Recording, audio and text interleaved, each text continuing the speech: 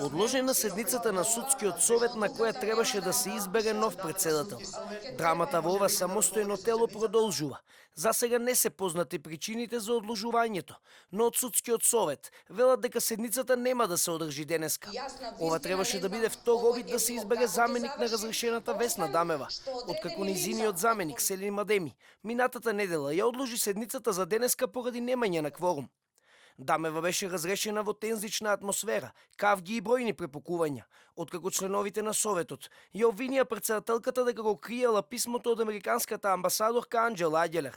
Дамева беше разрешена на предлог на Адеми, која обвини дека ги нарушува меѓучовечките односи во Советот.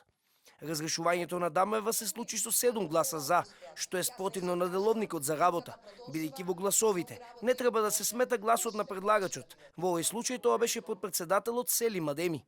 Од друга страна пак, за Дамева подлабоки се причините за нејзиното разрешување. Таа минатата недела во краток разговор за телевизија 24 рече дека станува збор за политичка позадина, притисоци, како и за случајот со судијата Енвер Беџети, за кого судскиот совет констатираше дека неоправдано го чувал во фиока предметот Таргет тврдина.